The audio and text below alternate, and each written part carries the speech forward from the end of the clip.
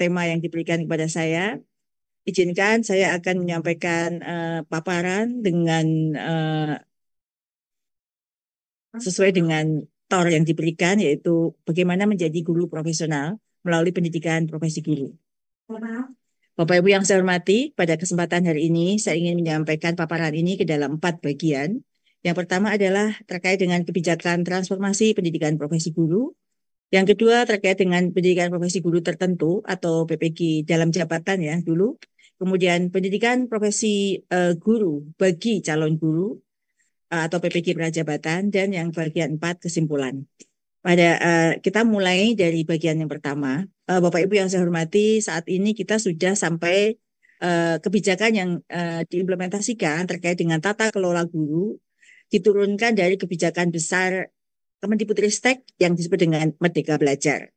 Bapak Ibu semua pasti sudah mengetahui betul seperti apa Merdeka Belajar yang saat ini sudah sampai di tahun kelima, yang mana objektif utamanya adalah mewujudkan pendidikan yang berkualitas bagi seluruh rakyat Indonesia dengan melibatkan seluruh pemangku kepentingan pendidikan, termasuk siswa di dalamnya yang terdiri dari keluarga, guru, institusi pendidikan, dunia usaha, dunia industri, serta masyarakat.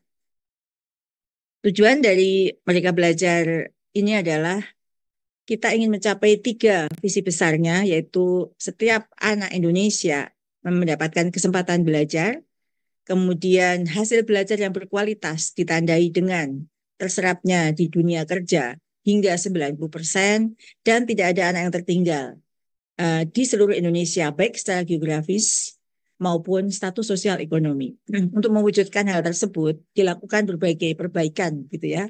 Perbaikan ini ada beberapa bidang yang diperbaiki. Misalnya dari sisi ekosistem pendidikan, diharapkan sekolah menjadi kegiatan yang menyenangkan, pimpinan apapun itu di institusi pendidikan memberikan pelayanan dan sistem pembelajaran terbuka, menjadi ruang berkolaborasi bagi semua pihak. Lebih banyak tersedia sumber daya yang didedikasikan untuk pelajar yang lebih muda dan mendapatkan dukungan dari pemerintah daerah serta infrastruktur sekolah yang memadai mendukung pembelajaran dan manajemen sekolah yang kolaboratif. Itu dari sisi ekosistem.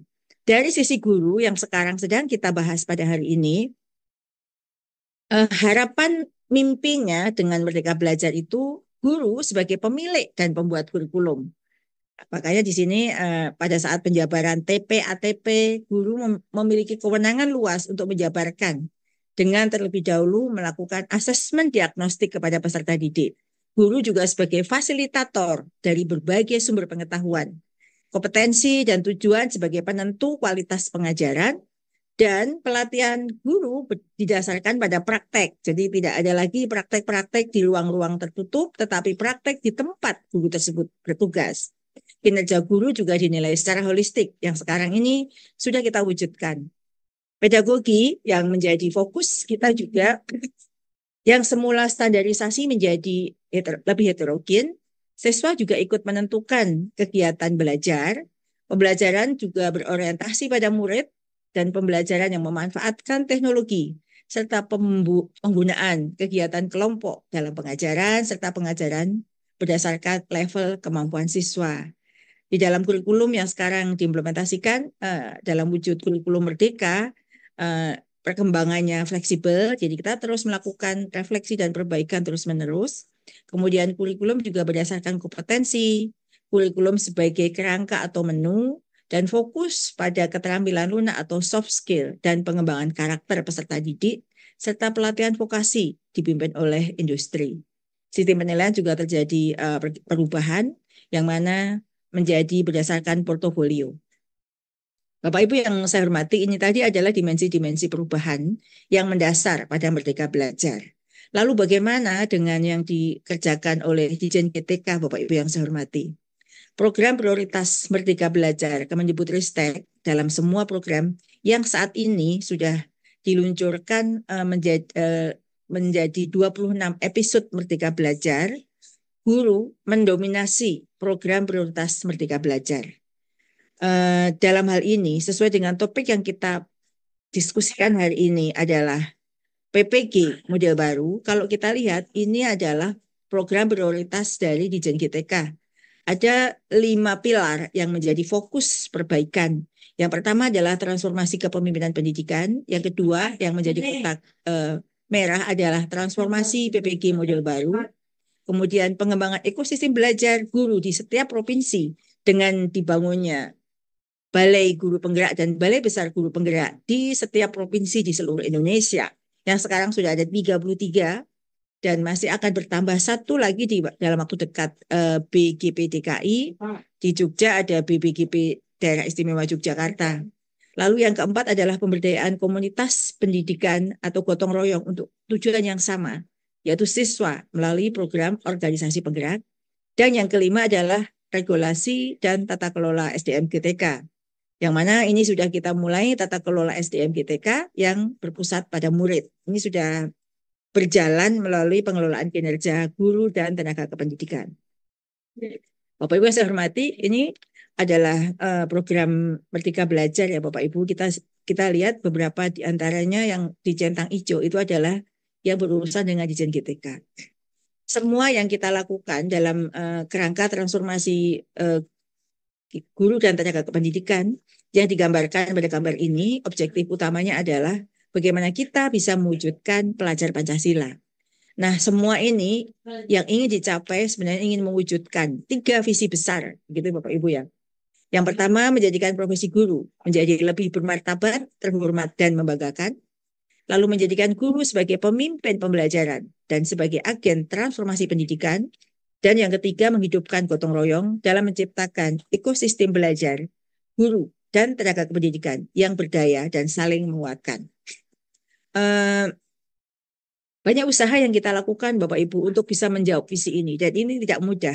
Karena ketika Pak Menteri ini bergabung dalam kementerian, kita mendapatkan banyak sekali masalah guru, tata kelola guru. Sebelum saya masuk ke substansi tentang PPG, banyak upaya yang dilakukan agar profesi guru itu bermartabat, terhormat, dan membanggakan. Salah satunya adalah agar guru-guru bangga dengan profesinya, tentu mereka harus sejahtera. Maka kita ada program 1 juta guru P3K. Meskipun untuk bisa mencapai itu tidak mudah, karena di sini bukan hanya Kemendikbudristek, dalam hal ini Ditjen GTK saja, yang bisa menjadi penentu. Tetapi ada banyak faktor yang menyebabkan kita tidak bisa mengeksekusi dengan mudah merubah status guru honor menjadi P3K. Namun demikian, dengan segala upaya keras yang dilakukan, hingga tahun ini sudah 775.000 guru honor menjadi P3K, dan tahun ini akan bertambah 170.000 lagi, sehingga kira-kira hampir 1 juta guru honor dalam kurun waktu 4 tahun ini bisa berubah status menjadi P3K. Sebenarnya jika peta jalan pemenuhan guru kita, jika tahun ini usulan kita 419.000 formasi itu bisa dipenuhi, sebenarnya mulai tahun depan kita sudah mulai lembaran baru dengan hanya rekrut guru pengganti guru pensiun melalui PPG Prajabatan. Namun rupanya meskipun Undang-Undang ASN sudah Undang-Undang Nomor 20 tahun 2023 itu sudah terbit, sampai saat ini sepertinya kita belum bisa menyelesaikan status guru honor menjadi P3K semuanya. Masih ada tersisa di satuan-satuan pendidikan sekolah negeri guru-guru honor yang bertugas di sekolah-sekolah kita. Bapak Ibu yang saya hormati, terkait dengan judul guru profesional, lalu kita akan melihat data sebenarnya apa sih yang disebut dengan guru profesional. Kalau kita bicara di dalam Undang-Undang Guru Dosen ya, disebut bahwa standar guru bisa disebut profesional jika dia memenuhi kualifikasi dan kompetensi gitu ya. Kualifikasinya adalah kualifikasi akademik, yaitu diploma 4 atau S1